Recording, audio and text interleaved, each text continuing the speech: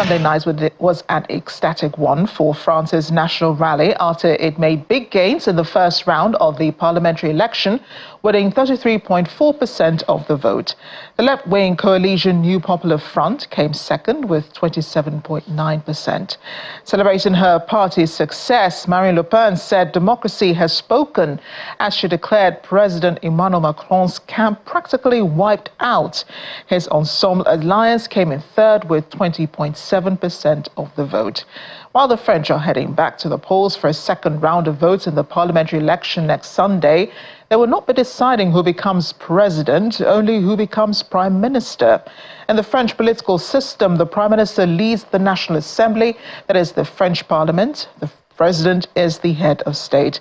France's next presidential election is on April 11th, 2027, and President Emmanuel Macron will not be eligible to run again as he is limited to only 2 terms.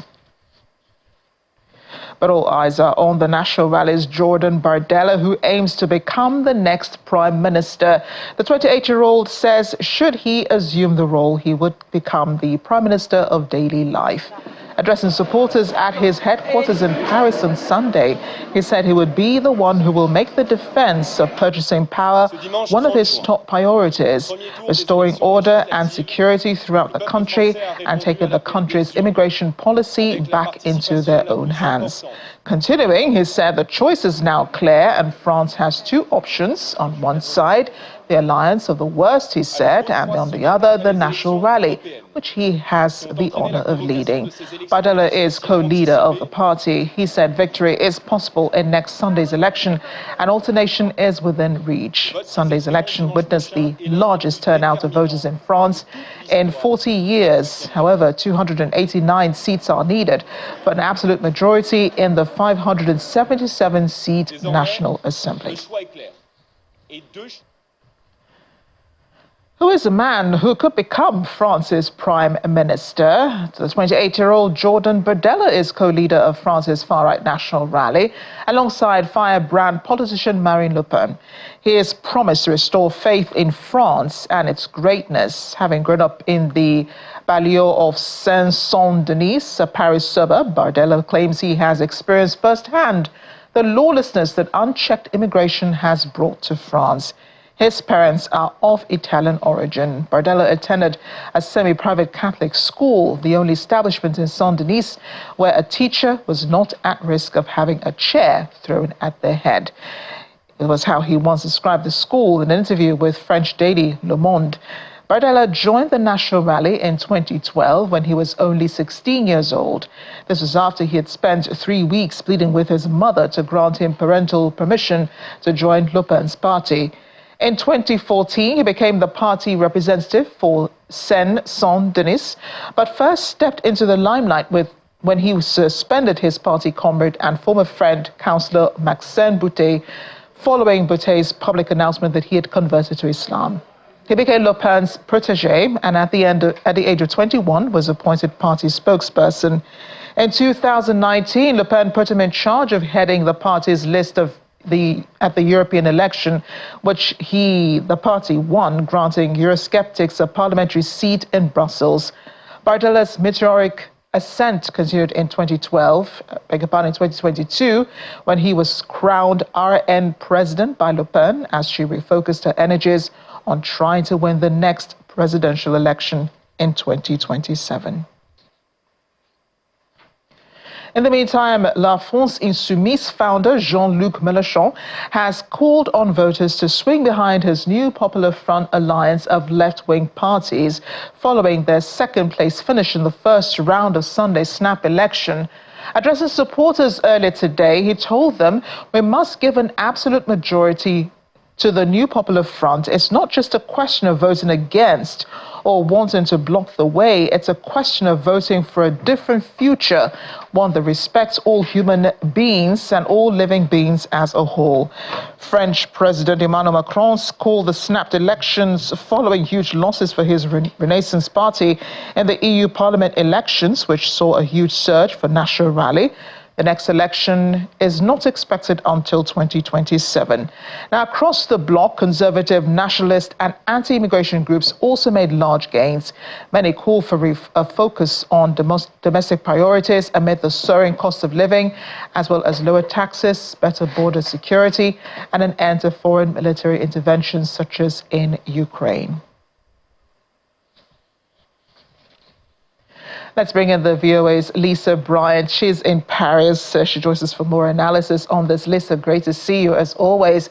How does Marine Le Pen's How does Marine Le Pen's win then threaten President Macron's party in this upcoming parliament? It's a major threat, and a lot of analysts are wondering why Macron even called this snap election, because he didn't have to. But right now he's placed third, so he's not only behind the National Rally, he's also behind the far left, this leftist alliance that includes far left leader Jean-Luc Mélenchon. So it's a big threat. Because, as you've mentioned, if they do win, the National Rally does win an absolute majority of seats, Macron will likely be forced to name a prime minister, probably Jordan Bardella, from the National Rally. And at that point, you can say goodbye to all of his reforms until the end of his term, and it's his last term in office. There'll likely be gridlock. It's just going to basically leave him a lame duck president. But on the other side, the best you could probably get is some sort of deal struck with the left, this leftist alliance you talked about, and that would probably lead in gridlock. So Macron is really not facing any good options moving forward. And if the National Rally does win next Sunday's second round, they will control Parliament. And that could also mean that Bardella will become Prime Minister. He's just 28 years old, Lisa. He'll probably become France's youngest Prime Minister, am I right? That's correct. I mean, the current youngest Prime Minister is Gabriel Attal, who is Macron's second-hand man. And a lot of people think, regardless of the outcome of this runoff election, Attal's days are numbered. But yes, he'll be the youngest Prime Minister, Bardella, if he gets the job. He's charismatic. He speaks very well.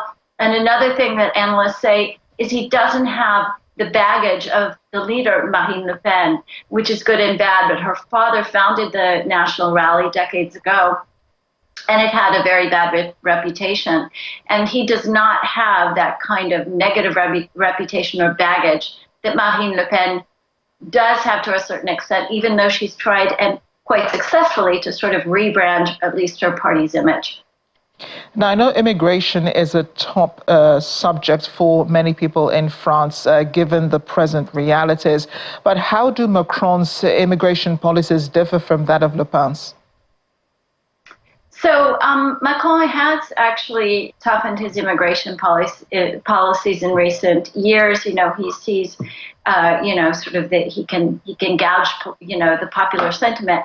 But the National Rally would go further. I mean, they're going to really crack down, and they used to say zero immigration. They're slightly lighter than that now, but it definitely crack down in terms of illegal immigration, be much tougher in terms of legal immigration, and particularly call on legal, or certainly illegal, migrants who are living in France to pay into the system. And, if they don't, fulfill these sort of paying into the system and other criteria, like getting a job and not being unemployed after a certain amount of time, then they will not get any French benefits, social payments, etc.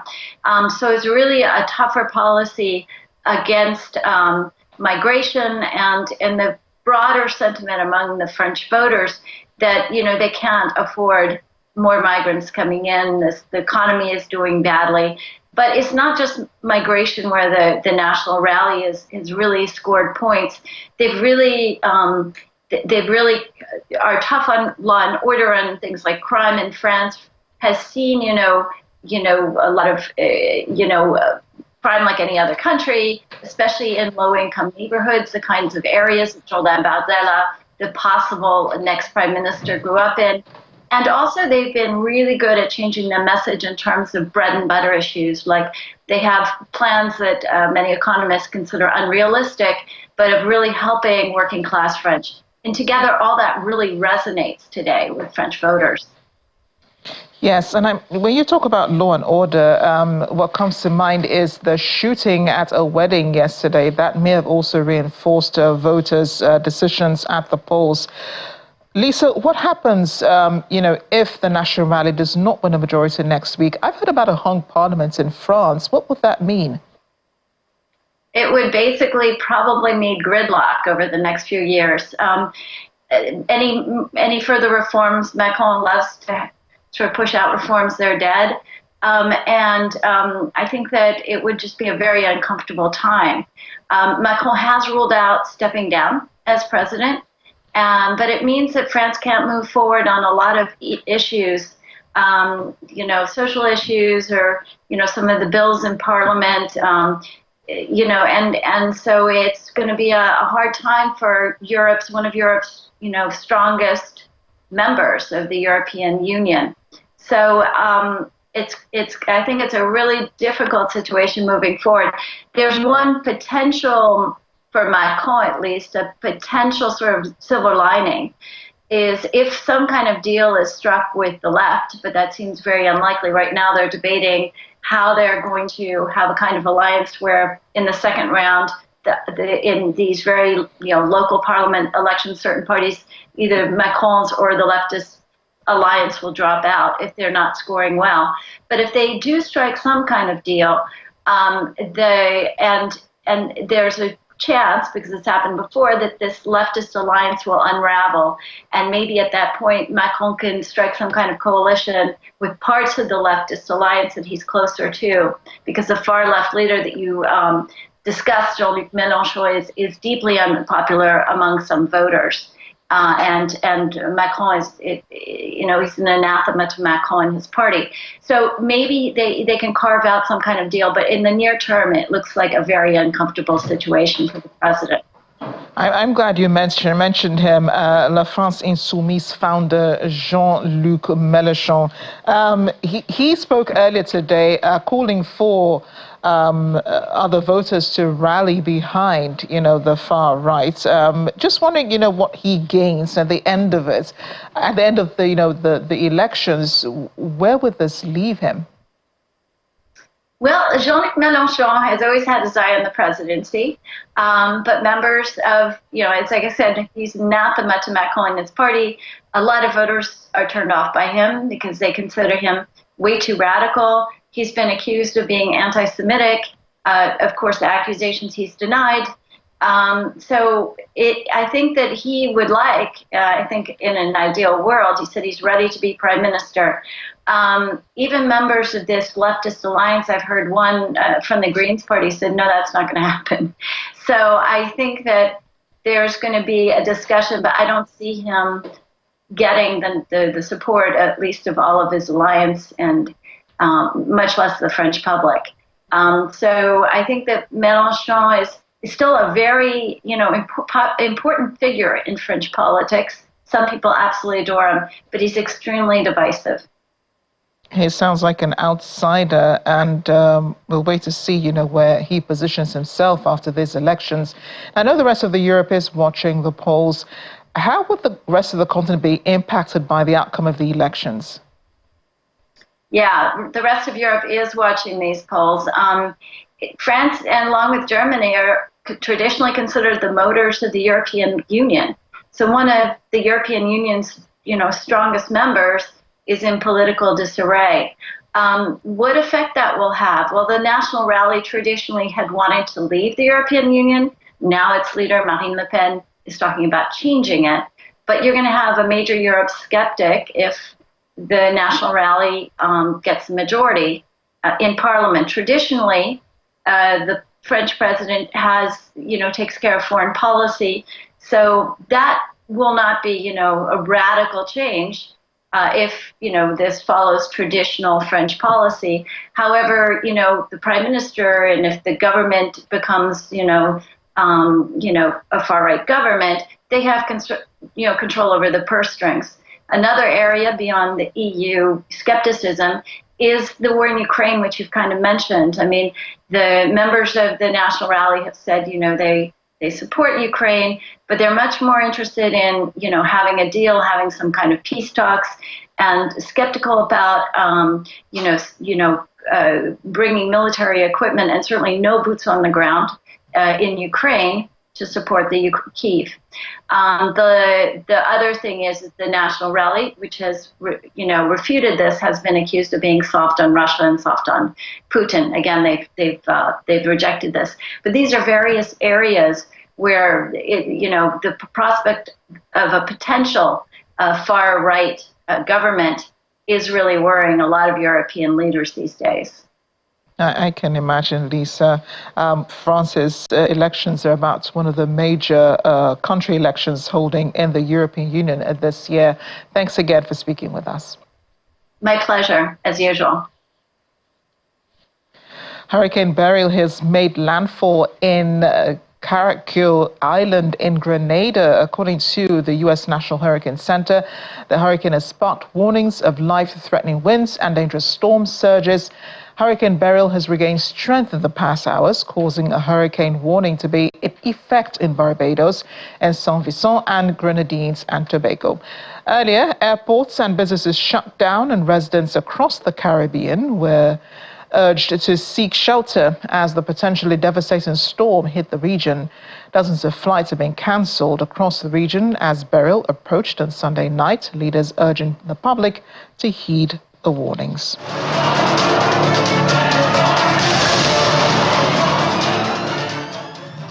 Israel has released dozens of Palestinians detained during its war with Hamas, including director of one of the enclave's main hospitals, Mohammed Abu Salmiya. 55 prisoners were freed today to free up space in Israeli jails, according to unconfirmed reports. The Israeli Public Broadcasting Corporation had reported that with thousands of Palestinians having been added to those already detained since the war began, on October 7th, Israel's prisons are full. Abu Salmiya was arrested amid claims by the Israeli military that Hamas was using Al-Shifa hospital as a base. The medical chief said no charge had ever been laid against him. Freed after more than 7 months of custody, he said detainees endured daily physical and psychological humiliation in captivity. He said guards broke his finger and doled out beatings using batons and dogs. He also said the medical staff were responsible for abuse and neglect, with some detainees' limbs amputated due to poor medical care. Israeli officials have not responded to the allegations of mistreatment, but have previously denied such charges. Much earlier, the Prime Minister of Israel, Benjamin Netanyahu, had said there was no chance Israel's position on the release outline that U.S. President Joe Biden had welcomed, claiming that Hamas is the only obstacle to freeing Israeli hostages. Mr. Netanyahu was addressing a cabinet meeting. He told ministers with the combination of diplomatic and military pressure, the latter first and foremost, we will return them all 120 hostages, the living and the deceased, according to Netanyahu. The U.S. and several countries, including France, Britain, Egypt, Qatar, and the European Commission, are pushing for a 3-point ceasefire agreement between Israel and Hamas. The conditions include the withdrawal of Israeli troops from Gaza cities, the delivery of humanitarian aid, and the release of Palestinian prisoners in exchange for some of the hostages held by Hamas. Diplomatic talks have been tense, with Hamas focusing on the prisoner exchange and Israel insisting that the demilitarization of Gaza be addressed alongside negotiations, according to reports. Prime Minister Netanyahu has also emphasized a firm stance on eliminating Hamas, stressing the country's objectives of ensuring that Gaza never again constitutes a threat to Israel, the return of hostages, and the safe return of Israelis to their homes in the south and in the north. Israeli forces have killed a young man and wounded others bombing the Muzabeh area north of the city of Rafah in the southern Gaza Strip. At least 23 Palestinians were killed in the past 24 hours, according to the Gaza Health Ministry. So far, at least 37,900 people have been killed, 80,060 wounded in Israel's war on Gaza since October 7. And Israel's Defense Minister Yoav Gallant says the Israeli occupation army needs 10,000 more soldiers immediately amid the ongoing war in the Gaza Strip. He was making the comment during a session of the Knesset's Foreign Affairs and Defense Committee. Last week, Israel's Supreme Court ruled unanimously that ultra-Orthodox Jews must be subject to the military draft. After decades of being exempt from military service, according to the Gallant, the army can recruit 4,800 soldiers from the ultra-Orthodox community. Israel has flouted a UN Security Council resolution demanding an immediate ceasefire with its ongoing military offensive against the Palestinians in Gaza since October last year. The occupation state has faced international condemnation for the brutality of its assault, which has killed at least 37,900 Palestinians, many of them women and children, and wounding more than 87,000 others.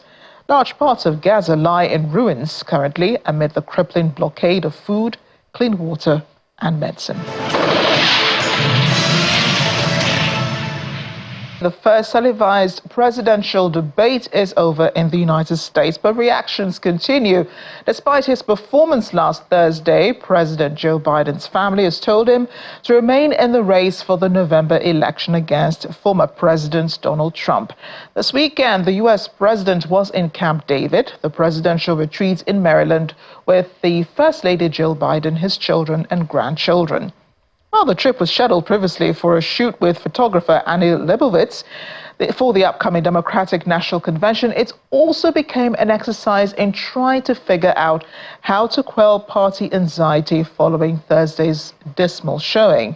While his party was aware of how poorly the 81-year-old performed against Trump, they also think he remains the best person to beat the Republican and that he's capable of doing the job of president for another 4 years, according to media reports, citing people who asked to remain anonymous because they were not authorized to speak publicly about internal discussions.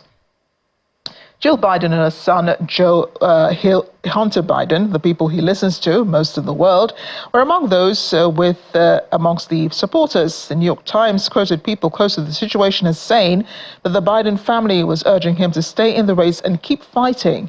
The paper said some of the family privately expressed exasperation at how his staff had prepared him for Thursday night's event. Well, the former president, Donald Trump, claimed big victory over Joe Biden following the debate. He was speaking at a rally in Chesapeake, Virginia on Friday, saying no amount of rigging could have helped his political rival in the first debate of the presidential election. He also responded to rumors that Democrats may seek to replace Biden as their presidential nominee after their performance on Thursday night.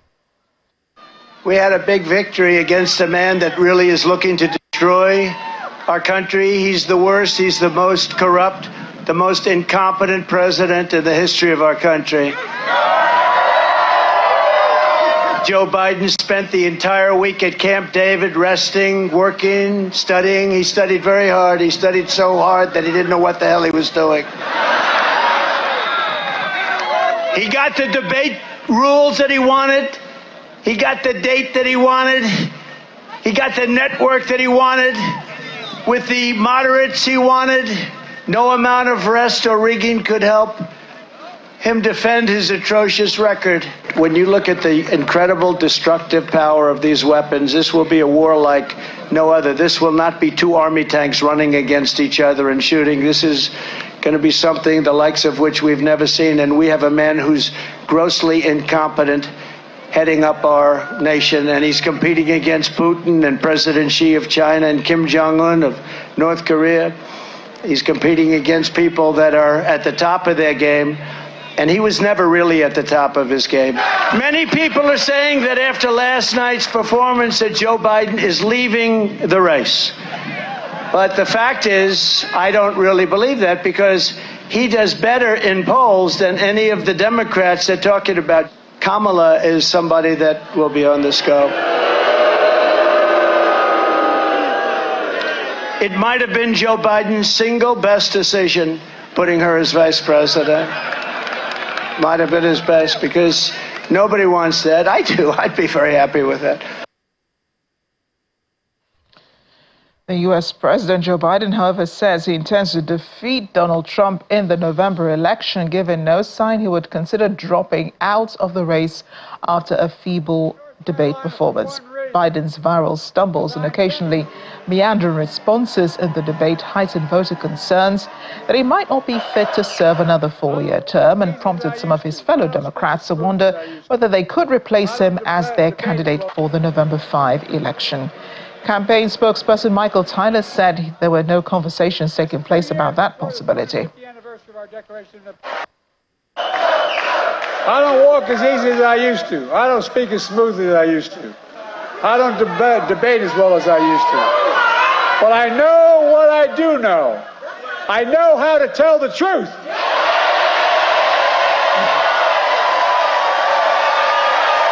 I know right from wrong. And I know how to do this job. I know how to get things done. And I know, like millions of Americans know, when you get knocked down, you get back up.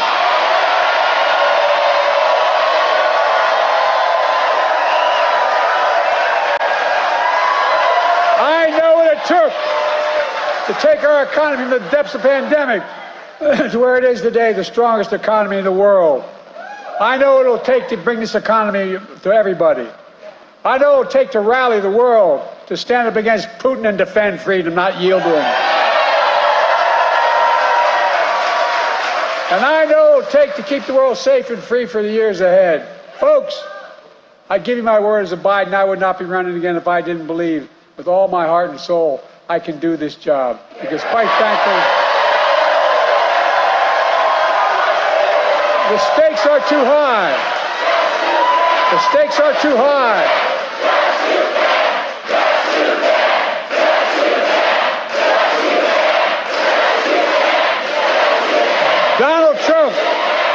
Donald Trump is a genuine threat to this nation. He's a threat to our freedom. He's a threat to our democracy. He's literally a threat for everything America stands for. Look, he doesn't understand what I think all of you do. America is the finest, the most unique nation in the world. Joining me now is former Permanent Secretary of the Ministry of Foreign Affairs and former Nigerian Consul General to the United States, Ambassador Joe Keshi. Ambassador Keshi, great to have you on the program. As always, you watched pretty intensely that debate on Thursday night. What did you observe about the way both Biden and Trump handled the questions so they had to answer? Well, Amarachi, I guess everybody who saw both gentlemen, debate, will be trying to observe that Joe Biden, for example, tried his best to stay focused on the issues. But unfortunately, he didn't have enough energy on that day, and I emphasize on that day. He didn't have enough energy on that day to push a lot of things out, particularly to talk about the economy, to talk about abortion, which is the key of its platform, to talk about democracy, which again is at the heart of its campaign. On the other hand, Trump did what everybody expected him to do anyway. Everybody expected him to come in, and express his anger at almost everybody. People expected that he would repeat, that he would lie, and of course he did quite a number of, that. As a matter of fact, Trump did not even answer most of the questions. He simply elected to focus on what he wanted to say, and anytime he decides to say something, he just lies on a number of things, and inadvertently insults people. When you begin to say that the criminals coming from Latin America and the criminals, the rapists, the prisoners coming from Latin America are coming to America to take black jobs, invariably you are thinking of the days of slavery, that the blacks are still at the bottom of the ladder, and that those coming in are coming to take blacks' jobs. I sincerely hope that the blacks notice that and that they will take up that when the time comes. Yeah, it begs the question, really, what are the black jobs that he was referring to? It would be nice if he had explained them. But, you know, past U.S. presidential debates have been really fast-paced. For example, President Obama's debates with Trump was really feisty, was good television, really good to watch. It was nice to fact check both the leaders as they, you know, spoke about and addressed the various issues. It was also really nice they made good TV was what I'm trying to say. But in this instance, it was a lot slower paced than usual. And I don't know how many people actually had the patience to watch all through the night. Well, I guess what for me, I think more because, you know, it was in a studio setting, the audience was not. Look, when you have a debate before an audience, it inspires you. As a matter of fact, you know right away, as soon as, you know, halfway down the debate, you can judge by the reaction of the audience whether you are doing good or whether you are doing badly. If they had done that, if they had audience listening to both gentlemen in the studio, Biden would have realized, for example, you know, by just looking at the audience, that he was already getting himself into trouble and that he needed to do more. So the energy of the crowd that would have inspired people like Biden, you know, Trump doesn't need any inspiration from the audience. You know, he controls the audience anytime he speaks anyway, you know. But yes, you're right about your observation. But look, these debates are good for whatever, you know, they can do. But I think one of these days we might actually realize that debates like this, you know, hardly moves the needle. It hardly does. President Biden's performance, as many media in the U.S. have reported, is currently a source of worry to the Democrats. You know, we heard former President Trump talk about the possibility of bringing the Vice President Kamala Harris into the game. He says he thinks it's a bad idea to bring in any other Democrat because he doesn't think that they have, you know, enough clout to move the needle which you're talking about. But really, is President Biden's performance, well, not really his performance, but his performance over the last few months, they, you know, stir any confidence in you that this is someone who has the energy to rule for another 4 years? Amarachi, when we played football in those days, and both in school and in the university, our coaches, rather, when I played football for Water Corporation in Ibadan and in school in Loyola College, our coaches used to tell us something when we lose a match, that every footballer has a day off. In other words, in games like this, there are bad days and there are good days. The good days are when you win. The bad days are when you lose. For Joe Biden, last Thursday was a very, very bad day, and everybody agrees to that. But that's not enough. That's not enough for all this panic within the Democratic Party and the supporters of the Democrats around the world. You know, you just have to understand this. 4 years ago, Biden, like Obama, lost the first debate. 67% of Americans, if I'm right, said Trump won the first debate. Amarachi, today, the same 67% of Americans said that Trump won the debate. As Baba Salah would say, if you understand my Yoruba, qu'on passe, qu'on fail, qu'on fait classe, qu'on non, c'est. In other words, Trump is still where he was 4 years ago in terms of popular acceptance by the Americans. Secondly, what all of us are reacting to is the main media narrative, is the main media perspective.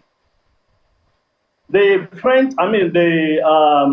Latino television, for example, has a complete different view of what happened at the debate. Social media equally has a complete different view of what happened at the debate. But look, here's the take. It is still a long way to November. And I can tell you, a football team that lost a match, certainly it's possible they will win the next match. And we've seen this in all the league games. Last year, 4 years ago, Joe Biden won the second debate and won the third debate. And so anybody who is panicking now, look, let's start watching the polls. Let's start taking this election seriously after Labor Day in the United States. That's where majority of Americans begin to focus on the election. And as you can see, 70 million Americans watched the last debate. But guess what? Very few minds, if any, were changed. So we're still back to square one. It remains a tight race.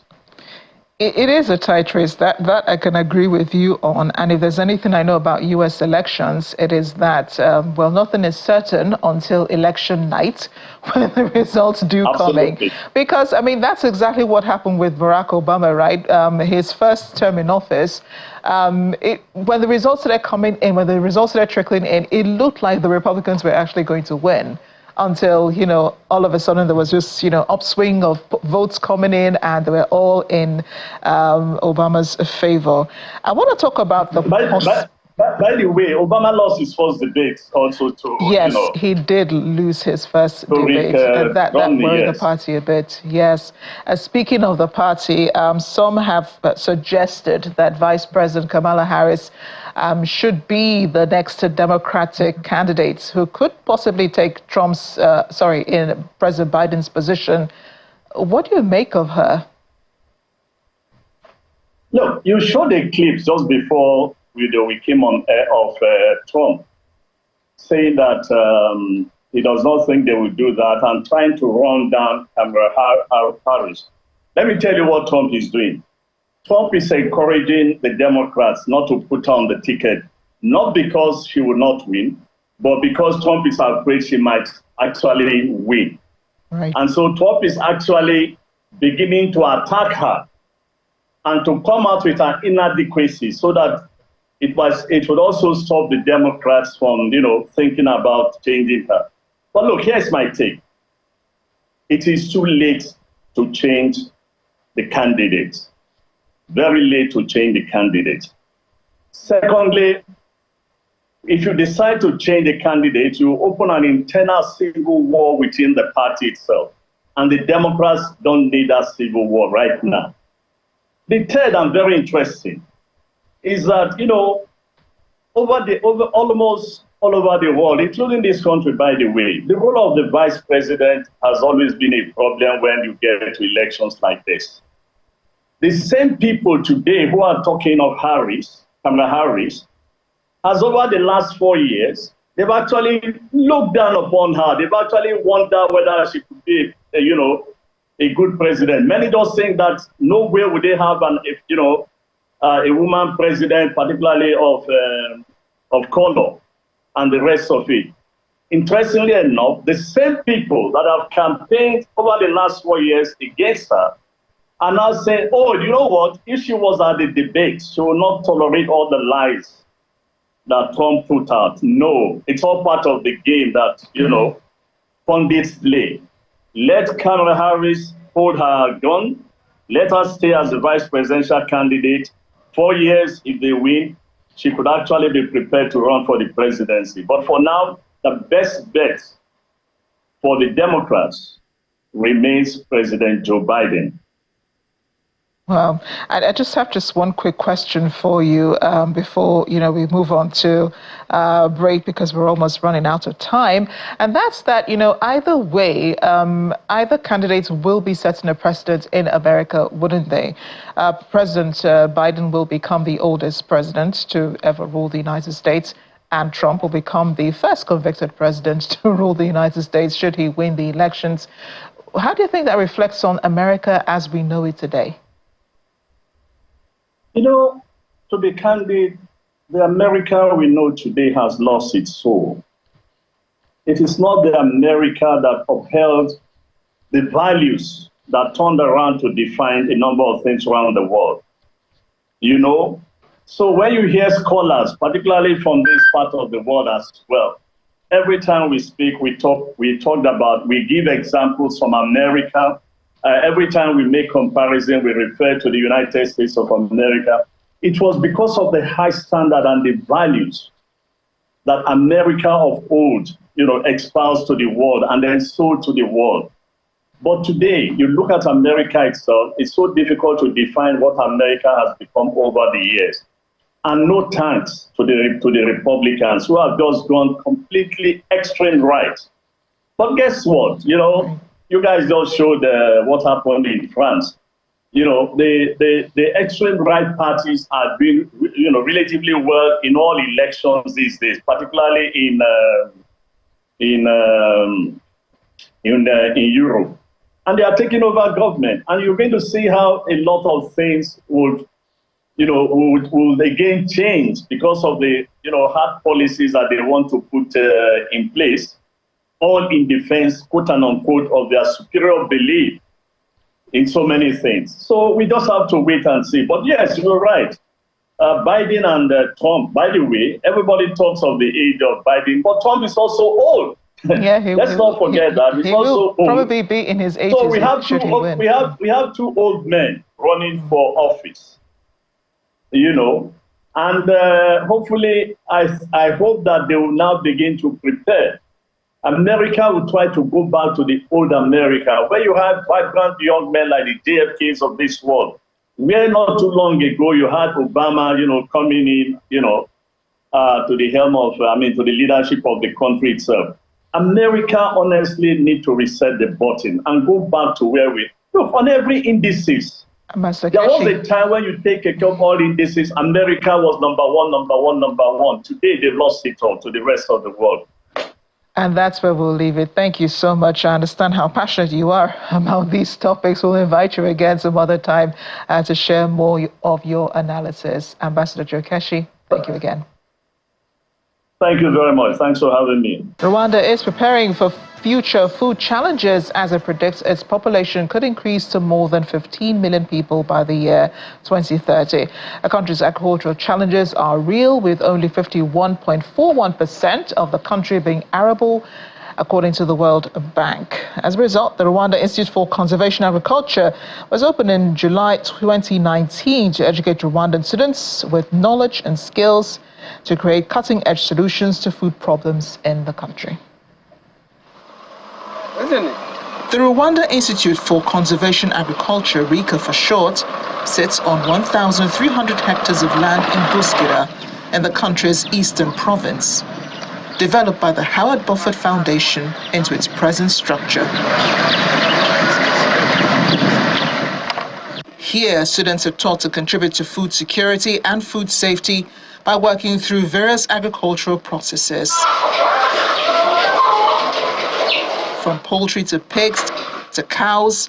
This is our milking parlor. So this is where we milk the cows. A natural lake nearby is the Institute's major water supply, and even animal waste is plowed back as manure on the fields. The rudimentary processes of smallholder operations are a must in the students' first year. They're given small pieces of land to cultivate and chickens to rear the local way, because in the end, they will be working with rural Rwandan farmers. We don't expect them to be smallholder farmers when they graduate, but they will be providing services to smallholder farmers, and we expect them to be buying produce from those smallholder farmers. So we want them to understand the experiences of those smallholder farmers, because we're very interested in increasing the quality of life for those smallholder farmers also. 250 students are currently studying at the Institute, and the scholarship provided by the Howard Buffett Foundation is highly competitive, with just 2.8% of those who apply gaining admission. Learning takes place in aerated classrooms, and the only rooms with air conditioners are where meat from animals on the Institute are processed and stored. The initiative in Rwanda is one that was once discussed by other African countries as well. This initiative was floated for Africa, but Rwanda moved quickly. And so when they evaluated, which other place to be other than Rwanda, given governance, etc., issues. So I think sometimes it's just that other African countries, we delay in our consideration. Maybe the decision processes are much longer. And sometimes when you have a person of action like Howard Buffett, he moves quickly. So sometimes we need to just, grab the bull by the horn, quickly sometimes. Some alumni of the institute have been employed there and are given different responsibilities.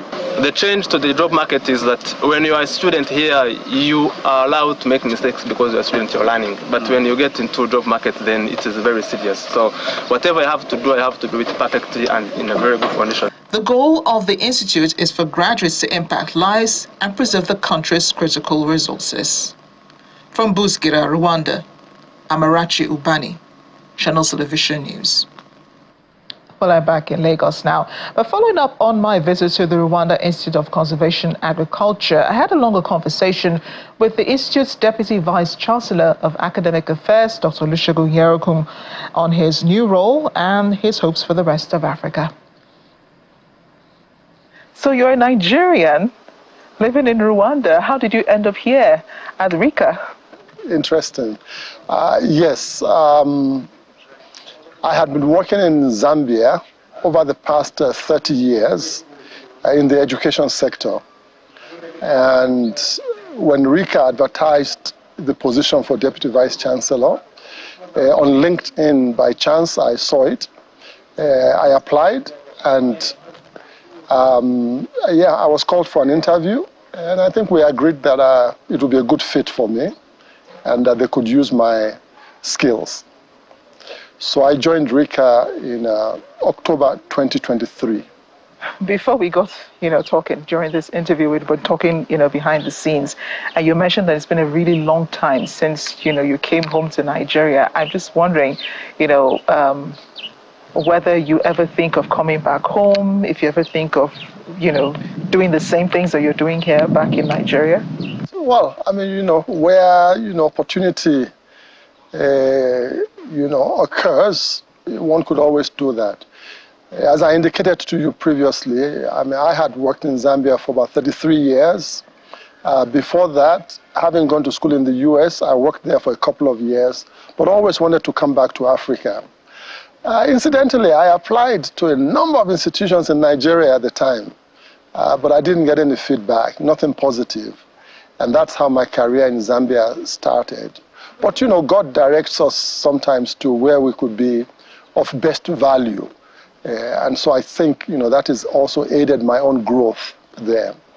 The Rwanda Institute for Conservation Agriculture is a unique institution, very experiential in approach, a very hands-on based, also technologically advanced. And I think most of the African countries, in fact, all of us could use a model like this. I would be glad as the opportunity arises to discuss this kind of concept with counterparts in Nigeria, because I'm Nigerian and I love the country. I just haven't worked there over the years. Recently, Lautech expanded into my own hometown, Iseyin, their School of Agriculture. And it was one of the things in my mind that on my next visit, to visit with them at Lautech and explain sort of what is going on here. Perhaps we could have some exchange visits for some people to see, and one thing could lead on to another. So this is an initiative of the Rwandan government. And I'm just wondering, whether other African leaders, why other African leaders are not keen into this. Why is it difficult? I'm not quite sure, because frankly, this initiative was floated for Africa, but Rwanda moved quickly. And so when they evaluated, which other place to be other than Rwanda, given governance, etc., issues. So I think sometimes it's just that other African countries, we delay in our consideration. Maybe the decision processes are much longer. And sometimes when you have a person of action like Howard Buffett, he moves quickly. So sometimes we need to just, grab the bull by the horn. You think it's possibly because Rwanda is an agrarian economy? Certainly. There is a credit, to that. Maybe they are proactive sufficiently. The government is proactive sufficiently. But I think also the foundation also found the terrain here is a challenging terrain. And so the need is also, huge. And so this institution is set up to kind of produce experts who can really help. So I know the plan is to, eventually have students coming from East African region, but I'm wondering if, you also see this expanding to possibly Nigeria. Look here, we are here, and, the hope is that we would, promote that kind of thinking. Yes, the region initially, but it's also possible that beyond the region, we may find, people who can afford sending their children here more than within the region itself, quite frankly. And so I think it's only a matter of time before this is opened up, to more people. It is resource intensive because it is experiential, hands-on. And so in terms of staffing, to ensure that we reach each student. And so that's why the growth also is going to be measured. But I believe that in a matter of time, we will open this up beyond the region.